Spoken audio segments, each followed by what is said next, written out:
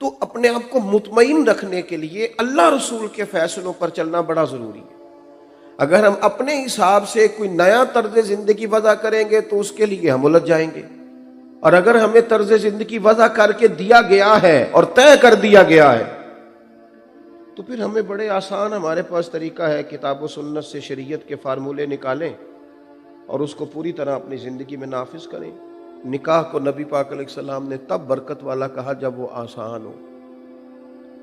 فرمایا وہ نکاح برکت والا ہے جو آسان ہو، اور اگر بہت سارا قرضہ چڑھ جائے، اگر بہت ساری آزمائش ہو جائے۔ کتنے نکاح کے لیے لوگ اس لیے پریشان بیٹھے ہیں کہ نکاح مہنگا ہی بڑا کر دیا گیا، بہت مہنگی ہو گئی شادی، اس کے لیے 12 سال بچوں کے والد کو ملک سے باہر جدائی کاٹنی پڑتی، یہ مہنگی شادیاں کرنے کے لیے اپنے قریبیوں کے جنازے چھوڑنے پڑتے ہیں، بڑی ساری آزمائش سے گزرنا پڑتا ہے۔ اور ہمیں جو دین رسول کریم نے عطا فرمایا ہے، صحابہ میں امیر ترین آدمی حضرت عبد الرحمن ابن عوف، امیر ترین بندے،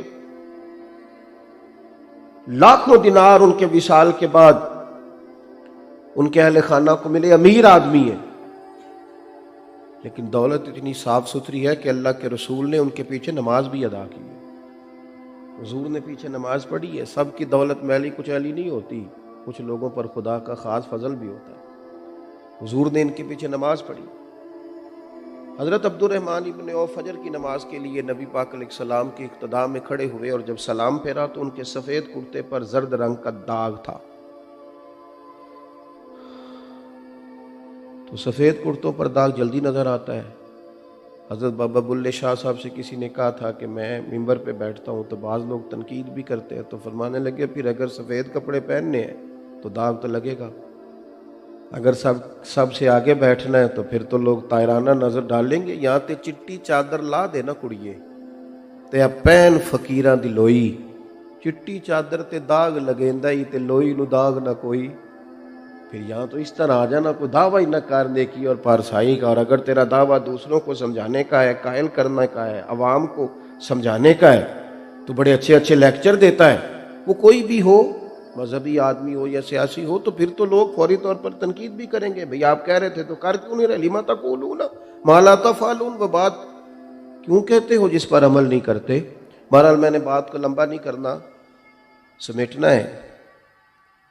تو حضرت عبد الرحمن ابن عوف کے سفید کرتے کو زرد داغ تھا، تو حضور نے پوچھا یہ کیا ہے، اتنا امیر آدمی، اور جواب کیا دیتے ہیں، کہتے ہیں یا رسول اللہ صلی اللہ تعالی علیہ وسلم، میں نے نہ کل نکاح کیا تھا، کل میری شادی تھی، تو وہ خوشبو لگائی تھی تو ذرا داغ رہ گیا ہے۔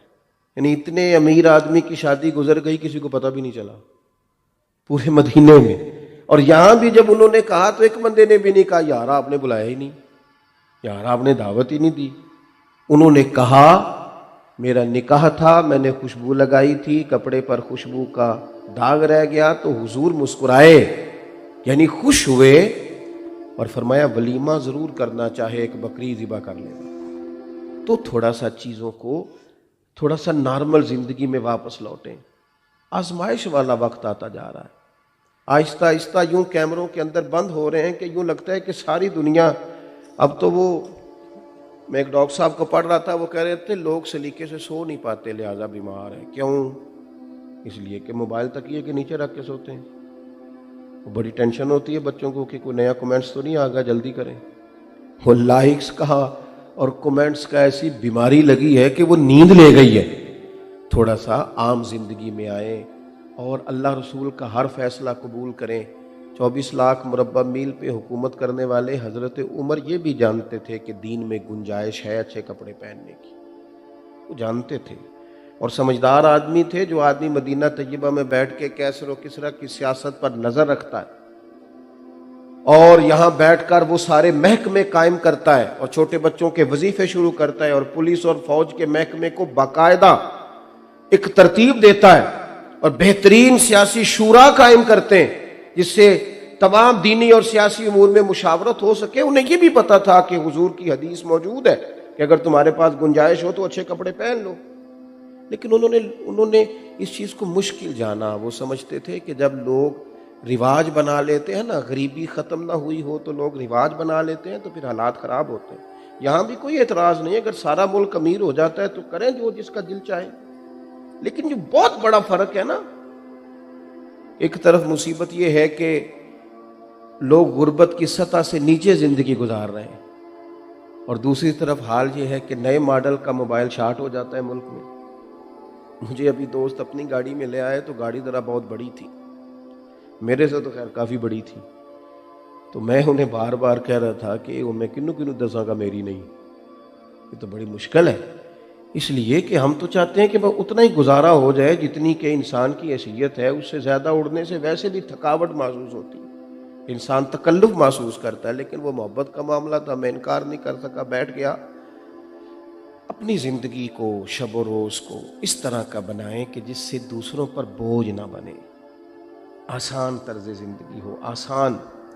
میں سیلاب زدہ علاقوں میں وہاں گیا دوستوں کی اشک شوئی کے لیے، ایک نوجوان سے میں نے ملاقات کی، میں نے 2-4 باتیں ابھی شروع کی ہی تھیں کہ وہ یوں یوں کر کے میرے دائیں بائیں دیکھنے لگے۔ میں نے کہا خیر ہے؟ کہنے لگے مولوی صاحب کیمرہ نہیں لائے ساتھ؟ کیمرہ کدھر ہے آپ کا؟ یہاں تو لوگ صرف وہ آتے ہیں ذرا تھوڑا سا نا 2 بول ان کے بھی مل جائیں، ذرا حد سے زیادہ قوم تو وہ ہے کہ جو آہستہ آہستہ ساری یوٹیوبر بن جائے گی۔ خدا کے بندو واپس لوٹو، عام طرز زندگی جو حضور نے ہمیں عطا کی ہے۔ بات کو سمیٹتا ہوں، مشورہ ہوا مسجد نبوی شریف میں بیٹھ کر کہ حضرت عمر سے کہنا ہے نیا کرتا پہن لے، گنجائش بھی ہے، سہولت بھی ہے، 25-25 ہزار دینار مال غنیمت میں مل رہے ہیں اور سارے بانٹنے ضروری بھی نہیں، نیا کرتا لے لیں۔ اب تو اتنا پرانا ہو گیا طامت کہ وہ پیوند لگنے کی بھی جگہ نہیں۔ سب نے مشورہ کیا تو ایک صحابی کہنے لگے یہ تو ٹھیک ہے کہ عمر سے کہنا ہے، پر اس شیر کا نام بھی بتاؤ جو عمر سے بات کرے گا۔ انہوں نے کہا ایک بندہ ہے نا، کون؟ کہا سیدنا علی المرتضیٰ شیر خدا، حضرت عمر ان کی ہر بات مانتے ہیں۔ حضرت مولا علی سے عرض کی آپ جناب عمر سے کہیے نا کرتا بدل لیں، نیا لے لیں۔ حضرت علی کہنے لگے بالکل تمہاری بات ٹھیک ہے، کہنا چاہیے، پر میں فاروق اعظم کا مزاج جانتا ہوں، یہ بات جائز ہے جو تم نے کہی ہے، کوئی حرج نہیں ہے، لیکن میں نے نہیں یہ بات عمر سے کرنی۔ کہا پھر آپ بتائیں کوئی راستہ؟ تو کہنے لگے سیدہ عائشہ صدیقہ سے کہو، وہ ماں ہے نا مومنوں کی، تو جناب عمر کے لیے اس جگہ پہ ہیں کہ حضرت عمر کو جو حکم دیں گی وہ مانیں گے۔ تو حضرت عائشہ صدیقہ رضی اللہ تعالیٰ عنہ سے کہا گیا دیکھیں اماں جتنے وزراء نے، سفیروں نے ملنے آنا ہوتا ہے اور جناب عمر کی وہی کیفیت۔ حضرت عائشہ نے بلایا، دوڑے آئے۔ اگر بڑے بڑے ملکوں کے وزیر بھی آتے تو فرماتے نماز ختم ہوگی، وظائف سے فرصت ہوگی، غریبوں کی بات سنوں گا تو تم سے بھی مل لوں گا، لیکن سیدہ عائشہ کا پیغام گیا تو دوڑے آئے۔ کیوں؟ کچھ جگہیں ایسی ہوتی ہیں جو انسان کے لیے قابل احترام ہوتی، اور اصلاں نال جے نیکی کریے تو نسلاں تاک نہیں بھول دے، یہ حضور کا گھر ہے نا۔ دوڑے آئے اور پردے کے پیچھے بیٹھے۔ اماں جی کوئی حکم تھا؟ وہ صحابہ جو سفارشی تھے وہ بھی چھپے ہوئے ہیں، پیچھے بات سن رہے ہیں۔ حضرت عائشہ سے کہا تھا اماں جی آپ کہیے گا، ہم نے نہیں سامنے آنا۔ تو سیدہ فرمانے لگی امیر المومنین، خیال ہے صحابہ کا کہ اگر آپ نیا کرتا لے لیں تو دین میں اجازت بھی ہے اور آپ گنجائش بھی رکھتے ہیں، حرج کیا ہے؟ تو حضرت فاروق اعظم کئی جگہوں پہ پہلے یہ بات کر چکے تھے کہ جب تک سب بھوکوں کو کھانا نہیں ملتا اور جب تک سب کے بدن ڈھانپ نہیں دیے جاتے تب تک نہیں۔ آج انہوں نے اس بات کا بھی اپنے جذبات میں اعادہ کیا اور فرمایا کیا؟ کہنے لگے اماں جی ٹھیک ہو گیا، آپ کا حکم آیا کرتا بدل لو تو شام سے پہلے لے لوں گا، ایک بات کی اجازت ہے؟ کہا فرمائیے۔ تو کہنے لگے یہ جو میں نے کرتا پہنا ہے نا، میں نبی کریم کے سامنے بھی یہی پہن کے جاتا تھا اور اسی طرح بیٹھتا تھا۔ ابو بکر صدیق بھی یوں ہی مجھ سے مشورے کرتے تھے۔ داڑھی سفید ہو رہی ہے، پھل پکتا جا رہا ہے، کسی وقت گر جائے گا، دل کرتا ہے وہیں کھڑا رہوں جہاں حضور نے ہمیں چھوڑا تھا، اگر آپ اجازت دیں تو وہیں کھڑا رہوں، ورنہ آج ہی لے لوں گا۔ یہ بات ختم ہوئی تو سناٹا بچھا گیا، دونوں جانب سے چپ لگ گئی۔ دیر کے بعد حضرت عائشہ کی ہجکی کی آواز آئی، وہ روئیں اور فرمانے لگی عمر بات صحابہ کی بھی ٹھیک تھی، پر جہاں آپ کھڑے ہیں آپ تو بالکل ہی ٹھیک ہیں، لہٰذا جیسے چاہیں ویسے وقت کو بتائیں۔ دوستو کوئی حرج نہیں ہے، جائز پیسے ہوں تو لمبے چوڑے بھی معاملات کریں، لیکن تھوڑا سا پیچھے پلٹ کر ضرور دیکھیں۔ گاؤں سے آ کر پڑھنے والے بھول ہی گئے ہیں کس کی ماں نے کتنا زیور بیچا تھا، پیچھے بھی تو لوٹنا ہے نا۔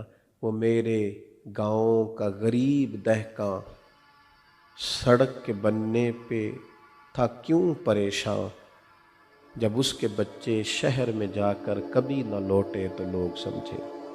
پھر سمجھ آئی لوگوں کو کہ یہ سڑک کی اتنی مخالفت کاہے کو تھی۔ تھوڑا سا حضور کے ہر حکم کی پابندی کی کوشش فرمائیں، چیزوں کو دیکھیں۔ میرا مضمون مکمل ہو گیا۔ ایک ہوتا ہے فقیری میں فقیری کرنا، وہ بھی اچھی بات ہے، لیکن زیادہ اچھی بات ہے بادشاہی میں فقیری کرنا۔ یہ جو نبی پاک نے فقیری کی ہے نا، یہ فقیری میں فقیری نہیں، یہ بادشاہی میں فقیری ہے۔ یہ جو حضرت صدیق اکبر نے فقیری کی ہے، یہ فقیری میں فقیری نہیں، یہ بادشاہی میں فقیری ہے۔ اور یہ جو حضرت عمر نے فقر کیا ہے، یہ بادشاہی کی فقیری ہے۔ یہ بڑی مزیدار ہوتی ہے، بڑی مزیدار۔ سلام اس پر کہ جس نے بادشاہی میں فقیری کی، محبوب نے بادشاہی میں فقیری کی ہے۔ میں دل کی گہرائیوں سے دعا کرتا ہوں، اتنی خوبصورت، اتنی میٹھی، اتنی ٹھنڈی اس بزم نور کے لیے، سجانے والوں کے لیے، اور بالخصوص دولہا میاں کے لیے کہ اللہ تعالیٰ انہیں دارین کی برکتیں دے، ہر شر کو ان سے دور رکھے، ہر خیر انہیں عطا کرے۔ اللہ تعالیٰ ان کے مقدر کی ساری خزائیں دور رکھے اور ان کے بخت کی ہر بہار انہیں نصیب فرمائے۔ آخر دعوانا